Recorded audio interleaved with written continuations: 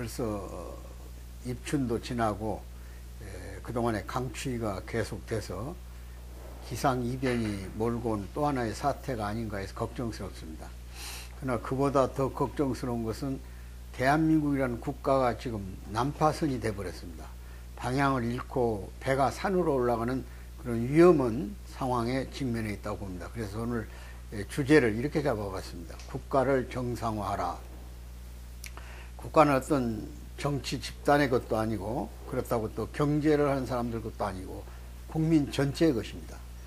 그리고 국민이 방향을 선택하는 데 따라서 국가가 바르게 가느냐 그렇지 않느냐 하는 것은 전적으로 대한민국의 오늘을 사는 이 시대 사람들의 몫이라고 저는 생각합니다.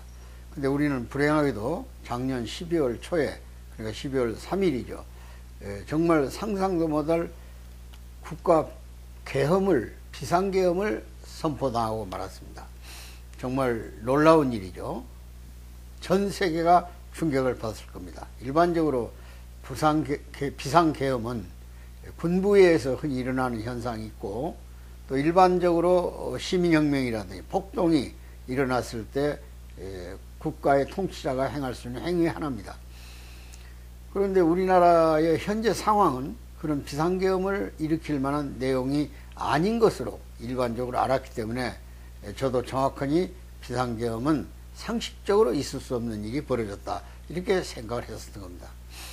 그러나 그 이후에 전개되는 모든 상황들은 놀라울 만큼 또 다른 정치적 내용이 있음을 저희는 알게 됐습니다. 그것은 바로 의도성을 가진 정치 집단들에 의해서 국가 예산의 삭감이라든지 또는 제약, 우리가 요즘 말하는 탄핵, 연속된 탄핵, 그것이 어떤 정치적 의도가 있고 국가의 존망과는 상관없이 국가의 위기 극복과는 상관없이 어떤 이념 집단들의 목적을 지향하는 행위의 일부였다면 그 또한 비상계엄을 일으킬 수밖에 없는 상황을 직면케 했다는 문제를 안게 될 것입니다. 존경하는 애청자 여러분, 지금 우리는 모든 결정을 헌재에 맡겨놨습니다. 헌재가 내란으로 규정을 해서 탄핵을 인용할 것이냐 기각할 것이냐, 그러니까 그 문제가 대단히 중요하죠. 그런데 또 일부는 절차적 공정성도 문제가 있었지만은 또 더 중요한 것은 내란에 대한 내용이 빠지고 소위 헌법에 대한 유해사항만을 가지고 헌재가 결정을 했을 위험한 직면에 도달했다는 겁니다. 그렇다면 시민들이 완전히 결과적인 행위만 가지고 그 판정을 공정성이 있다고 믿지 않는다면 우리가 요즘 새로운 용어로 국민 저항권이라는 걸 보게 됩니다. 문자 그대로 저항권은 인류 역사에서 흔히 있었던 일 중에 하나는 아닙니다. 예를 들면 1778년인가요? 그 당시에 프랑스 시민혁명이 있었어요. 루이 14세 이후에 소위 시민군들이 루이의 공포정치 그리고 시민 탄압정치 여러 가지 헌법 질서를 어기는 프랑스 정부에 대해서 불신을 가지고, 왕정이죠, 불신을 가지고 왕을 추방하고 시민들이 성공을 한 저항권에 대한 발동이 있었어요. 그걸 우리는 이름하여 시민혁명이라고 합니다. 그 시민혁명이란 건 결국은 왕정이 폐기되고 공화정으로 뒤바뀌는 역사의 대전환이었다 그런 얘기죠. 그것이 결국은 프랑스 시민들의 저항에 의해서 루이 체제가 무너져 버린 거죠. 그걸 시민혁명이라고 그래요. 또 우리나라에서도 예를 하나 찾을 수 있어요. 그것이 바로 3.15 부정선거에 뒤따른 4.19 혁명입니다. 60년에 일어났었죠. 4.19 혁명도 결국은 학생이 주동이 됐지만 전 시민이 골겨온 거예요. 부정선거의 부당에 대해서. 그래서 대통령이 결국은 사임을 하고 외유를 결정했고 우리 시민들은 소위 헌법을 바꿔서 결국 대통령 중심제를 내각 중심제로 바꿨어요. 거기서 나타난 게 장면 정권이에요. 그러나 너무 혼란스러워서 거기 다시 군사 쿠데타가 일어났습니다. 그것이 박정희에 의한 군사혁명이에요. 5.16 혁명이죠. 그 외에 또 전두환 정권의 광주 사태를 계기로 해서 일어난 군사계엄, 비상계엄이죠. 거기에 대해 또다시 헌정이 유린당하는 역사적 불행한 사태가 있었어요. 근데 지금 우리가 겪고 있는 대통령 비상계엄, 그것이 정당한 절차였냐? 여러 차례 윤석열 대통령은 국민을 향해서 자기의 정당성을 주장했습니다. 지금도 헌법재판소에서 몇 차례 나와서 증언을 했어요. 자기는 통치행위 하나다. 오히려 지금 이 자기를 탄핵시킨 국회가 또 특정한 정당이 자기 통치를 행할 수 없도록 함으로 인해서 일어난 불가피한 상황이라고 변명을 합니다. 변명이죠, 사실. 그러나 또 일부 많은 국민들은 그걸 또 지지해요. 그럴 수밖에 없었다. 그리고 계엄에 동원됐던 뭐 국무총리 이하의 국무위원들도 있고 또 각종 계엄군으로 참여했던 육군참모총장부터 작전사령관, 방첩사령관, 수도경비사령관, 707대장, 수도경비사령관, 경찰청장, 행안부 장관 이렇게 전부가 다 지금 현재 구속당한 사람도 있고 또 탄핵에 직면해 있는 사람도 있어요. 그런데 이분들의 증언도 계엄 이후에 발표한 내용과는 또 다른 증언들이 나오고 있어요. 그런데 또 불행하게도 합법적 절차에 의해서 대통령을 체포하거나 구속시키지 않았다는 거예요. 공수처가 관여할 수 없는데 대통령 체포에 관여해서 구속영장을 발부받도록, 그것도 중앙지검이 아니고 서부지검에.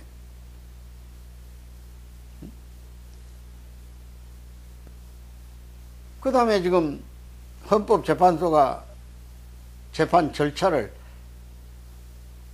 180일, 그러니까 사실은 3618,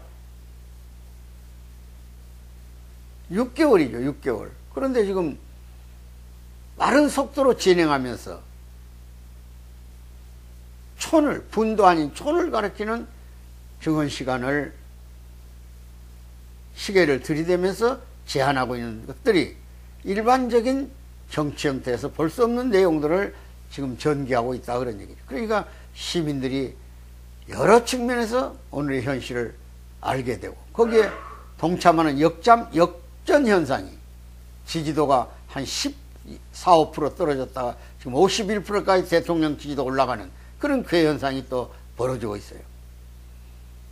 이것이 혼란이에요, 지금. 찬성이냐 반대냐, 이게 지금 국가가 존재하지 않는, 아까 얘기한 난파선이에요. 배가 산으로 올라가 있어요. 이 나라가 지금 얼마나 어려운 때입니까? 여러분 잘 아시지만 트럼프가 지금 지난 1월 20일 날 취임을 했지 않습니까? 그러고 나서 국제 질서가 확 뒤바뀌었어요. 그동안에 다자간 질서 속에서 소위 세계화라는 질서, WTO라는 경제 질서에서 일종의 보호무역이죠. 국제 간의 자원, 공급, 자본, 상품, 노동 모든 것이 자유롭게 이동을 했어요. 그러니까 공급망이 원활했죠. 근데 트럼프는 지금 그런 국제 질서를 완전히 미국 우선주의로,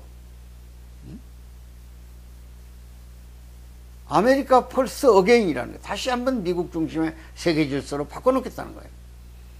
그래서 행정명령 같은 걸 100여 건을 취임하자마자 했어요. 그리고 이미 기후협약 탈퇴, WTO 체제 무능화, 이 쉽게 말해 무역도 양자무역을 하겠다는 거예요. 이름하여 관세라는 아름다운 저기를 앞에 놓고, 지금도 오늘 바로 미국 시간으로, 한국 시간으로 오늘이지만 어제지요. 트럼프가 미식 소위 경기장에, 축구 경기인가요? 그 경기장에 가면서 비행기 안에서 철강과 알루미늄에 25%의 관세를 매기겠다는 거예요. 그럼 우리나라는 미국과의 철강이 약 250만 톤, 사실은 무관세에서 쿼터제라고 해서 제한된 수출 톤수를 제한받고 무관세로 미국에 수출했어요. 철강을.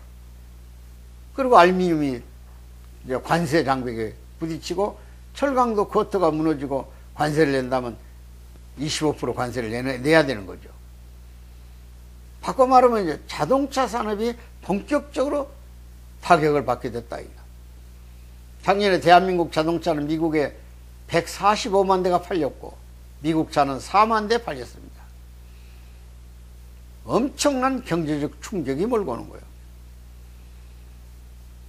그러니까 다자협상 체제를 양자협상 체제로 바꾼다는, 그리고 관세는 반드시 미국 상품에 관세가 있는 곳에 그 나라도 관세를 내야 된다는 거고, 또 방위비 분담. 여러분 저 일본의 총리 이시바가 미국의 트럼프 회담을 2월 초순에 했지 않습니까? 며칠 전이죠. 엄청난 양의 달러를 동원해서 미국 상품 구매를 던졌어요. 이름하여 아부외교라는 거예요. 아부외교. 금관 하나 만들어가지고 가고. 그런데도 방위비 증액을 요구받고 왔어요. 그리고 어느 나라도 예외가 없다는 거야. 지금 전 세계 지도자들이 트럼프 만나기를 신청하고 대기하고 있습니다. 지금 대한민국은 국가가 존망할 수 없을 만큼 위기에 와 있는 거예요. 누가 미국을 상대해서 외교하고 미국을 상대 정상회담을 추진하냐 그런 얘기야. 뭐 너무 잘 알잖아. 지금 아무도 없어요. 기획재정부 장관이 국무총리 다음 부총리가 국가의 모든 통치를 관장하고 있습니다. 군사급까지도. 존경하는 애국자 여러분, 국가가 보통이가 아마 48년 8월 15일 헌법이 만들어지고 대한민국 정부가 수립된 이래로 한국전쟁 때도 지도자는 있었습니다. 50년 한국전쟁 때도. 근데 지금 대통령, 국무총리부터 경찰청장, 국방부 장관 아무도 없어요. 이게 정상국가입니까? 그런데 가장 공정해야 할 헌법재판소도 이념에 오염되어 있다느니 여러 가지 공정하지 않은 사람들에 의해서 채워져 있는 것 같습니다. 내가 일일이 누구 이름을 거역하진 않아도. 그렇다면 그 판결이 국민들의 정당한 인정을 받을 수 있겠느냐는 문제예요. 빠른 속도로 정비를 해야 할 것 같습니다. 그래서 조금 더디더라도 정상국가의 기틀을 잡아야 되고 비상체제하에서의 국가 운영을 어떻게 할 것인가를 정치가들이 정말 자기를 내려놓고 수천 년 역사 속에서 살아온 역사적 경험과 미래를 지향하는 대한민국의 운명을 다시 한번 개척하기 위한 비장한 각오로 무엇이 옳고 그른가, 정당의 이익이나 목적이 국가 전체를 대변할 수 없어요. 그것이 어느 정당이든 간에. 이념이냐 극우냐 극자냐는 논리는 자기들 패거리를 결속시키는 하나의 수단입니다. 이데올로기 그 자체가 허구예요. 허구. 이미 지난 노벨 경제학상에서 체제가 국가 경제 발전에 중요한 요인으로 작용한다고는 논리는 세계적 석학들의 머릿속에서 나왔어요. 그래서 우리는 그 경제학자들이, 경제학을 받은, 노벨상을 받은 학자들이 그 모형을 대한민국 남북한을 비교해 봤어요. 북한 경제와 남쪽 경제. 어떤 체제가, 그 뭐 이미 사회주의 체제는 정치적으로 실패했다는 게 많이 공인했어요. 바꿔 말하면 간단합니다. 부를 축적해 놓고 분배를 얘기해라 그런 얘기예요. 거기 공정성이 있어야 되고 실효성이 있어야겠죠. 그러나 그것도 능력 위주로 해야 돼요. 능력이 없는 사람이 시간만 가지고 그 시간에 참여했다고 해서 보상을 받는다는 거 있을 수 없어요. 우리가 지금까지 추구해온 가치가 바로 그건 거예요. 그리고 우리는 자유가 없이는 민주주의는 의미가 없어요. 민주주의는 200가지가 넘습니다. 북한도 인민주의잖아요. 인민민주주의. 그 사람들이 무슨 자유가 있어요? 정치적 자유가 있어요? 결사의 자유가 있어요? 거기 무슨 저항이 있어요? 총살만 있지? 우리가 왜 공산주의를 반대합니까? 그 사람들은 유물론 바탕 위에 정치 철학을 내놨어요. 유물론은 뭐예요? 물질이 모든 것의 근본이라는 거예요. 생명도 물질이라는 거예요. 거기다 허구적 논리를, 사회적 정치적 생명이 있다고 논리를 세웠을 뿐이지 물질이에요. 그러니까 수단으로서 가치밖에 없는 거예요. 인격을 부여할 만한, 인권을 보장해 줄 만한 근원적 가치가 공산주의에는 없습니다. 그러니까 우리는 인권을 천부적 권리라고 그러는 거예요. 나라가, 국가가 지금 아주 기묘한 시기에 정치인들이 자기 집단의 이익이나 명분을 가지고 좌우란 게 뭐예요? 우리가 좌익, 우익 그러잖아요. 두 날개예요. 오른쪽 날개, 왼쪽 날개. 그 예수님이 갈보리 산상에서, 골고다 산상에서 십자가형을 받을 때 오른편 강도는 예수를 신의 아들로 받고 왼편 강도는 인간 예수로 봤어요. 그래서 예수를 조롱했던 거예요. 왼편 강도가. 누구를 살렸다면서 당신 왜 못 사냐고 한번 뛰어내려봐라고. 오른편 강도는 예수님을 보고 뜨거운 마음으로 예수님의 존재를 인정했습니다. 당신은 신의 아들이요. 얼마나 살아날 수가 있었어요, 예수님이.